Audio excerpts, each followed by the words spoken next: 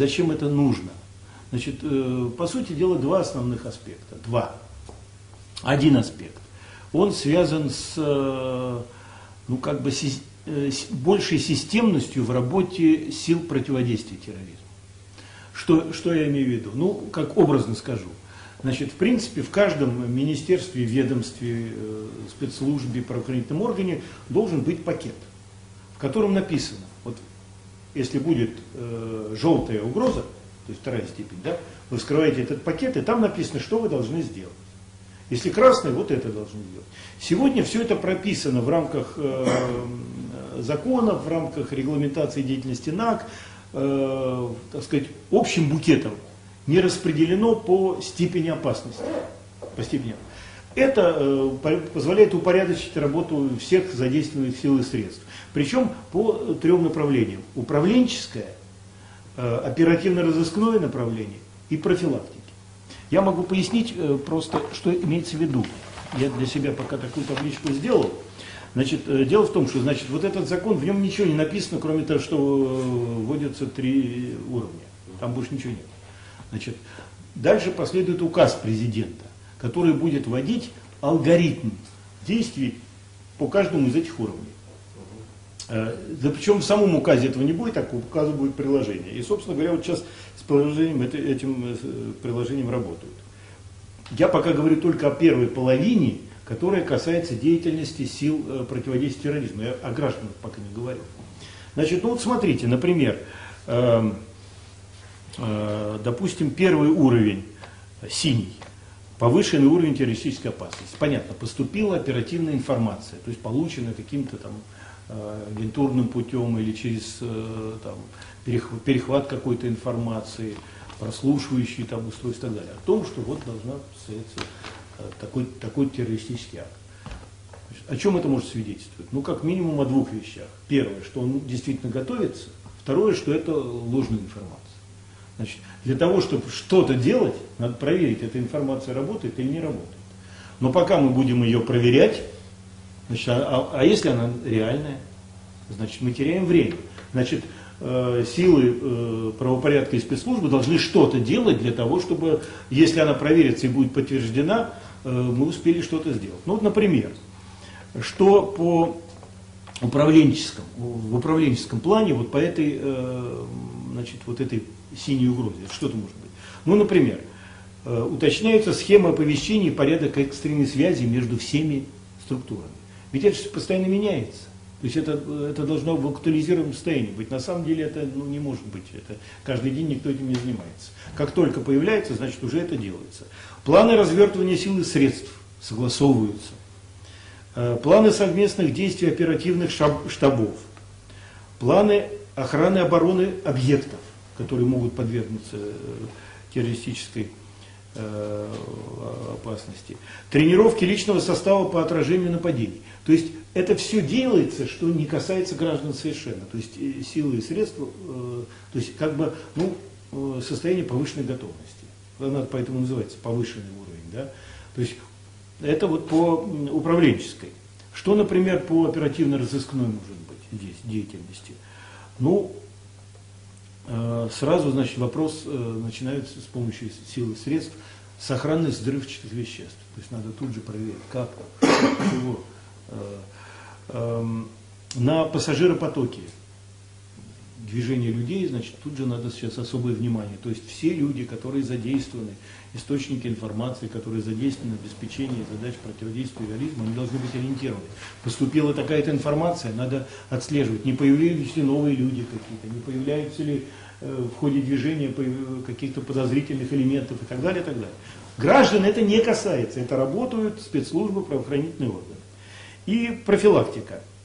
Значит, информирование населения о нарастании угрозы. Это какая-то форма может быть, которая не требует от граждан пока никаких действий. Инструктажи нарядов милиции и ДПС дополнительные, о том, что вот какие-то там признаки. Еще, я подчеркиваю, не получено подтверждение о том, что эта угроза реальная.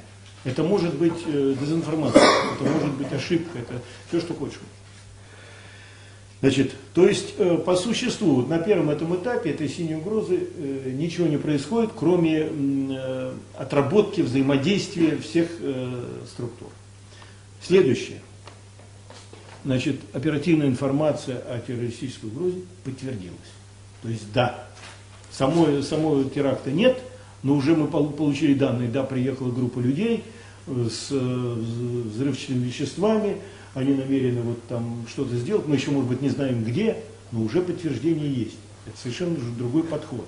Вот здесь уже, значит, достаточно активно должны включаться в силы противодействия. То есть мы переходим на вторую стадию. Грубо говоря, примитивно вскрываем второй конверт. Его вскрывают и в МВД, и в ФСБ, и в МЧС, и в Минздраве. Значит, все, кто зайдет, ага, вот мы должны сделать то-то, то-то, то-то, то-то. Это тоже не касается пока граждан, что касается управленческой и оперативно-розыскной деятельности. Но уже здесь пошел более жесткий контроль паспортного режима. Закон не нарушается, все, никаких посягательств. Паспортный режим должен провести? Должен. Все. Просто ориентируются силы, так сказать, правопорядка на более жесткое проведение. Усиление охраны объектов жизнеобеспечения, например. Контроль за передвижением транспорта через административные границы. То есть это более что ли, активный набор мер, который позволяет выявить уже конкретно, где может быть совершен теракт, или какими лицами, или как локализовать это и так далее, и так далее. Вот для граждан здесь появляются одни моменты, которые тоже, по большому счету, не влекут никаких для них последствий. Значит, что, например, это может быть? Инструктажи руководителей и охраны объектов. То есть уже инструктажи. Вот приехало, по достоверным данным получено, что прибыла там группа в составе 10 человек, вооруженные, с боеприпасами. Значит, вы должны вот отслеживать. То есть проводится инструктаж, который позволяет, чтобы люди были готовы к появлению таких людей. Меры по учету и хранению взрывчатых веществ, проверка тепло- и газопроводов, проверка объектов транспорта, инфраструктуры промышленности. По существу людям мы нигде не посягаем на их права и интересы. Но я хотел бы подчеркнуть, все зависит от степени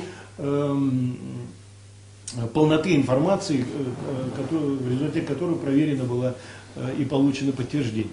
То есть если мы знаем, локализовано место, локализована улица, квартал, город, тогда могут возникать уже другие вещи. Надо уже будет сообщать населению о том, что здесь ожидается, значит, возможно, будет террористический акт, побуждать население к тому, чтобы оно там или не выходило из дома.